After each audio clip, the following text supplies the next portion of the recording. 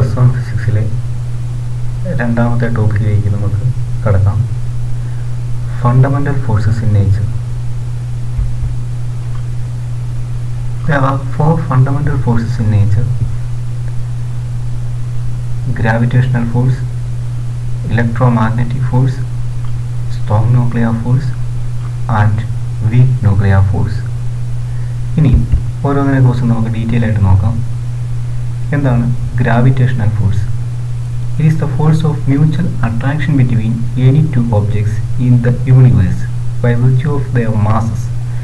പ്രപഞ്ചത്തിലുള്ള എല്ലാ വസ്തുക്കൾക്കുമിടയിൽ കാണപ്പെടുന്ന ഒരു അട്രാക്റ്റീവ് ഫോഴ്സാണ് ഗ്രാവിറ്റേഷണൽ ഫോഴ്സ്. വസ്തുക്കളുടെ മാസാണ് ഈ ഗ്രാവിറ്റേഷണൽ ഫോഴ്സിന് കാരണമായിരിക്കുന്നത്. അപ്പം മാസുള്ള പ്രപഞ്ചത്തിലെ എല്ലാ വസ്തുക്കൾക്കുമിടയിൽ കാണപ്പെടുന്ന ഒരു അട്രാക്റ്റീവ് ഫോഴ്സാണ് ഗ്രാവിറ്റേഷണൽ ഫോഴ്സ്. ഗ്രാവിറ്റേഷണൽ ഫോഴ്സിൻ്റെ പ്രോപ്പർട്ടീസ് നോക്കാം. It is a universal force. ഈ പ്രപഞ്ചത്തിൽ മുഴുവൻ കാണപ്പെടുന്ന ഒരു ഫോഴ്സാണ് ഗ്രാവിറ്റേഷണൽ ഫോഴ്സ് എന്ന് പറയുന്നത്. ഭൂമിയിലുള്ള വസ്തുക്കൾ തമ്മിൽ ആകർഷിക്കുന്നുണ്ട്, സൂര്യനും ഭൂമിയും തമ്മിൽ ആകർഷിക്കുന്നുണ്ട്, ഭൂമിയും ചന്ദ്രനും തമ്മിൽ ആകർഷിക്കുന്നുണ്ട്. അപ്പം ഈ പ്രപഞ്ചത്തിൽ എല്ലായിടത്തും കാണപ്പെടുന്ന ഒരു ഫോഴ്സാണ് gravitational force. It is always attractive. വസ്തുക്കളെ തമ്മിൽ ആകർഷിക്കുകയാണ് ചെയ്യുന്നത്. അതുകൊണ്ട് ഇതിൻ്റെ നേച്ചർ എന്ന് പറയുന്നത് അട്രാക്റ്റീവ് നേച്ചർ ആയിരിക്കും. Weakest force in nature. 4 ഫോഴ്സുകളിലും ഏറ്റവും വീക്കസ്റ്റ് ആയിട്ടുള്ള ഫോഴ്സ് ഗ്രാവിറ്റേഷണൽ ഫോഴ്സ് ആണ്. എക്സാമിന് സ്ഥിരമായിട്ട് ചോദിക്കുന്നതാണ്. Which is the weakest force in nature. Then it is A long range force. നമ്മൾ പറഞ്ഞു അടുത്തുള്ള വസ്തുക്കൾ തമ്മിൽ ആകർഷിക്കുന്നുണ്ട്. ഭൂമി എല്ലാ വസ്തുക്കളെയും അതിൻ്റെ സെൻറ്ററിലേക്ക് ആകർഷിക്കുന്നു. അതുപോലെ സൂര്യനും ഭൂമിയും തമ്മിലുള്ള ആകർഷണം, ഇവയെല്ലാം ദൂരം ഇവിടെ ഒരു പരിമിതിയല്ല. അതുകൊണ്ട് റേഞ്ച് എന്ന് പറയുന്നത് എത്ര വേണമെങ്കിലും ആവാം. ഗ്രാവിറ്റേഷണൽ ഫോഴ്സിൽ ഷോർട്ടാവാം, ലോങ് റേഞ്ച് വരെ ആവാം എന്നാണ് പറഞ്ഞിരിക്കുന്നത്. അപ്പോൾ 4 പ്രോപ്പർട്ടീസാണ്. യൂണിവേഴ്സൽ ഫോഴ്സാണ്, അട്രാക്റ്റീവ് നേച്ചറാണ്, വീക്കസ്റ്റ് ആണ് and long range force. Second one, weak nuclear force. It appears only in certain nuclear processes such as beta decay of nucleus. നമ്മൾ പറഞ്ഞു ന്യൂക്ലിയർ റിയാക്ഷൻസ് ഒക്കെ നടക്കുന്ന സമയത്ത് ആൽഫ, ബീറ്റ, ഗാമ റേസ് ഒക്കെ ഉണ്ടാകുമെന്ന് നമ്മൾ പഠിച്ചിട്ടുണ്ട്. അപ്പോൾ അതിലെ ബീറ്റ റേസ് എമിറ്റ് ചെയ്യുന്ന സമയത്ത്, ബീറ്റ ഡീകെ സംഭവിക്കുന്ന സമയത്ത് ആണ് ഈ വീക്ക് ന്യൂക്ലിയർ ഫോഴ്സ് സാധാരണയായിട്ട് കാണപ്പെടുന്നത്. It is not weak as gravitational force. പേര് കേൾക്കുമ്പോൾ വീക്ക് ന്യൂക്ലിയർ ഫോഴ്സ് എന്ന് പറയുമ്പോൾ നമുക്ക് സ്വാഭാവികമായിട്ടും തോന്നും ഏറ്റവും വീക്ക് ഇതാണ്. പക്ഷേ ഗ്രാവിറ്റേഷണൽ ഫോഴ്സാണ് ഏറ്റവും വീക്കസ്റ്റ്. ഗ്രാവിറ്റേഷണൽ ഫോഴ്സിനെക്കാട്ടിലും സ്ട്രെങ്ത് കൂടുതൽ വീക്ക് ന്യൂക്ലിയർ ഫോഴ്സിനുണ്ട്. അതുപോലെ ഇതൊരു ഷോർട്ട് റേഞ്ച് ഫോഴ്സാണ്. റേഞ്ച് വളരെ കുറവാണ്. ന്യൂക്ലിയസിൻ്റെ അകത്തൊക്കെയാണ് ഇത് കാണപ്പെടുന്നത്. അതുകൊണ്ട് അതിൻ്റെ റേഞ്ച് വളരെ കുറവാണ്. Third one, electro magnetic force. Electromagnetic force എന്ന് പറഞ്ഞാൽ ചാർജ്ഡ് പാർട്ടിക്കിൾസിൻ്റെ ഇടയിലാണ് സാധാരണയായിട്ട് ഇലക്ട്രോ മാഗ്നറ്റിക് ഫോഴ്സ് കാണപ്പെടുന്നത്. ചാർജുള്ള വസ്തുക്കൾക്കിടയിലാണ് ഈ ഇലക്ട്രോ മാഗ്നറ്റിക് ഫോഴ്സ് സാധാരണയായിട്ട് കാണപ്പെടുന്നത്. 2 രീതിയിൽ ഇലക്ട്രോ മാഗ്നറ്റിക് ഫോഴ്സ് ഉണ്ടാവാം. Force between 2 electric charges at rest. റെസ്റ്റിലുള്ള 2 ചാർജുകൾക്കിടയിൽ അനുഭവപ്പെടുന്ന ഫോഴ്സ് ആണെങ്കിൽ അതിന് നമ്മൾ പറയുന്ന പേരാണ് ഇലക്ട്രോസ്റ്റാറ്റിക് ഫോഴ്സ് എന്ന് പറയും. Force between 2 electric charges at rest is called electrostatic force. And force between 2 moving electric charges. 2 ചലിച്ചുകൊണ്ടിരിക്കുന്ന ചാർജുകൾക്കിടയിൽ, ചലനത്തിലുള്ള 2 ചാർജുകൾക്കിടയിൽ അനുഭവപ്പെടുന്നതും force ആണെങ്കിൽ അതിന് നമ്മൾ മാഗ്നറ്റിക് ഫോഴ്സ് എന്ന് പറയുന്നു.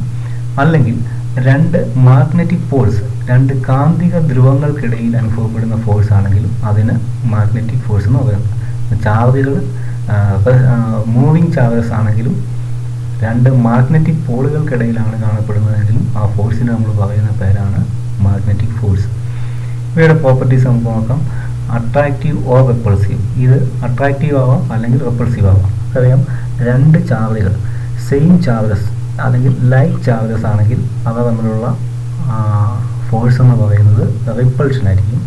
എന്നാൽ അൺലൈക്ക് ചാർജസ്, ഒരു പോസിറ്റീവ് ചാർജും ഒരു നെഗറ്റീവ് ചാർജും ആണെങ്കിൽ അവ തമ്മിലുള്ള ആകർഷണ ബലമായിരിക്കും, അട്രാക്റ്റീവ് ഫോഴ്സ് ആയിരിക്കും ഉണ്ടാകുന്നത്. അതുപോലെ തന്നെ ഇതൊരു ലോങ് റേഞ്ച് ഫോഴ്സാണ്. ഇനി അട്രാക്റ്റീവ് പ്രോപ്പർട്ടി, രണ്ട് മാഗ്നറ്റിക് പോളുകൾ ഇരിക്കുന്നു. നോർത്ത് പോളും സൗത്ത് പോളും ആണെങ്കിൽ അട്രാക്റ്റീവ് ആയിരിക്കും. രണ്ട് സൗത്ത് പോളുകളോ അല്ലെങ്കിൽ രണ്ട് നോർത്ത് പോളുകളോ ആണെങ്കിൽ അവയുടെ പ്രോപ്പർട്ടി അട്രാക്റ്റീവ് അല്ല, റിപ്പൾസീവ് ആയിരിക്കും. അപ്പം ഇലക്ട്രോമാഗ്നറ്റിക് ഫോഴ്സ് കാണപ്പെടുന്നത് റെസ്റ്റിലുള്ള ചാർജുകൾക്കിടയിലാണെങ്കിൽ അതിന് ഇലക്ട്രോസ്റ്റാറ്റിക് ഫോഴ്സ് എന്ന് പറയുന്നു. മൂവിങ് ചാർജസിനോ മാഗ്നറ്റിക് ഫോഴ്സിനോ ഇടയ്ക്കാണെങ്കിൽ അവയെ നമ്മൾ മാഗ്നറ്റിക് ഫോഴ്സ് എന്ന് പറയുന്നു. അത് അട്രാക്റ്റീവ് ആവാം, റിപ്പൾസീവ് ആവാം, ലോങ് റേഞ്ച് ഫോഴ്സാണ്. Then the last one, strong nuclear force. പേര് കേൾക്കുമ്പോൾ തന്നെ അറിയാം, it is the strongest of all fundamental forces. Fundamental ഫോഴ്സുകളിൽ ഏറ്റവും സ്ട്രോങ് എന്ന് പറയുന്നത് സ്ട്രോങ് ന്യൂക്ലിയർ ഫോഴ്സാണ്. അത് ഒരു ഷോർട്ട് റേഞ്ച് ഫോഴ്സാണ്, ന്യൂക്ലിയസിൻ്റെ അകത്താണ് കാണപ്പെടുന്നത്, ന്യൂക്ലിയർ ഫോഴ്സാണ്. അതുകൊണ്ട് തന്നെ അതിൻ്റെ റേഞ്ച് എന്ന് പറയുന്നത് ഷോർട്ട് റേഞ്ചാണ്. അട്രാക്റ്റീവ് പ്രോപ്പർട്ടി മാത്രമേ ഇതിനുള്ളൂ, അട്രാക്റ്റീവ് ഫോഴ്സാണ്. ഇനി എന്താണ് സ്ട്രോങ് ന്യൂക്ലിയർ ഫോഴ്സ്, എവിടെയാണ് ഇത് കാണപ്പെടുന്നതെന്നാണ് പറയുന്നത്. It is the force which binds protons and neutrons in a nucleus. ഒരു ന്യൂക്ലിയസിൻ്റെ അകത്ത് പ്രോട്ടോണുകളെയും ന്യൂട്രോണുകളെയും തമ്മിൽ ചേർത്ത് നിർത്തുന്ന ആകർഷണ ബലമാണ് സ്ട്രോങ് ന്യൂക്ലിയർ ഫോഴ്സ് എന്ന് പറയുന്നത്. ഒരു ന്യൂക്ലിയസിൻ്റെ അകത്താണ് കാണപ്പെടുന്നത്. പ്രോട്ടോണുകളെയും ന്യൂട്രോണുകളെയും തമ്മിൽ ബൈൻഡ്സ് ടുഗദർ, ചേർത്ത് നിർത്തുന്ന ഫോഴ്സാണ് സ്ട്രോങ് ന്യൂക്ലിയർ ഫോഴ്സ്. ഈ ഫോഴ്സ് ഇല്ലായിരുന്നെങ്കിൽ, സ്ട്രോങ് ന്യൂക്ലിയർ ഫോഴ്സ് ഇല്ലായിരുന്നെങ്കിൽ nucleus of an atom would be unstable, ന്യൂക്ലിയസിന് നിലനിൽപ്പില്ലായിരുന്നു.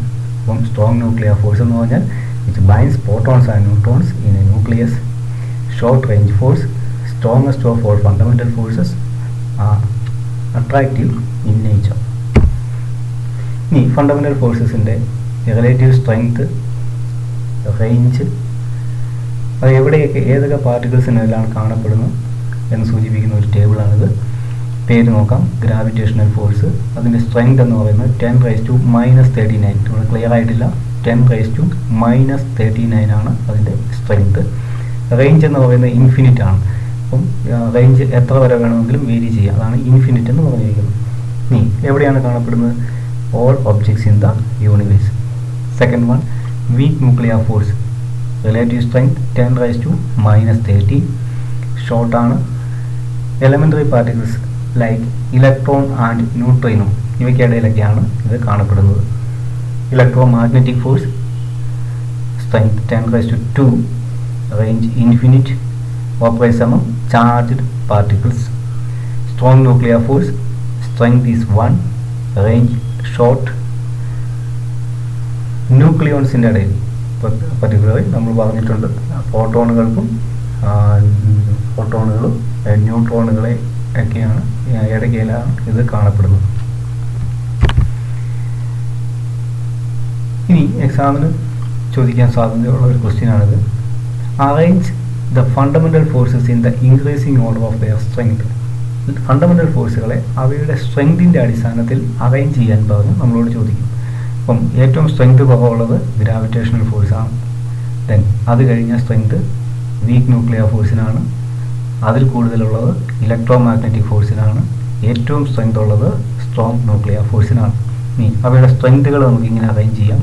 10⁻39 ഗ്രാവിറ്റേഷണൽ ഫോഴ്സിൻ്റെ സ്ട്രെങ്ത് ആണ് 10⁻39.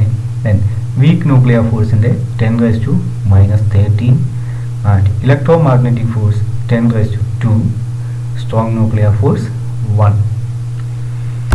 ഇത്രയുമാണ് ഫണ്ടമെൻ്റൽ ഫോഴ്സസ് ഇൻ നേച്ചർ. 4 ഫോഴ്സുകളെ കുറിച്ചാണ് നമ്മൾ പറഞ്ഞത്. Gravitational force, weak nuclear force, electromagnetic force and strong nuclear force. ഇതിൻ്റെ അകത്ത് പ്രധാനമായിട്ടും ഓർത്തിരിക്കേണ്ടത് വീക്കസ്റ്റ് ഫോഴ്സ് എന്ന് പറയുന്നത് ഗ്രാവിറ്റേഷണൽ ഫോഴ്സാണ്. പ്രപഞ്ചത്തിലുള്ള എല്ലാ വസ്തുക്കൾക്കും ഇടയിൽ അത് കാണപ്പെടുന്നു. ദെൻ സ്ട്രോങ്ങസ്റ്റ് എന്ന് പറയുന്നത് സ്ട്രോങ് ന്യൂക്ലിയർ ഫോഴ്സാണ്. അത് ന്യൂക്ലിയസിൻ്റെ അകത്തുള്ള പ്രോട്ടോണുകളെയും ന്യൂട്രോണുകളെയും തമ്മിൽ ചേർത്ത് നിർത്തുന്ന ആകർഷണ ബലമാണ്. എല്ലാവർക്കും ഈ ടോപ്പിക്ക് മനസ്സിലായെന്ന് വിചാരിക്കുന്നു. അടുത്ത ക്ലാസ്സിൽ വീണ്ടും കാണാം. Thank you.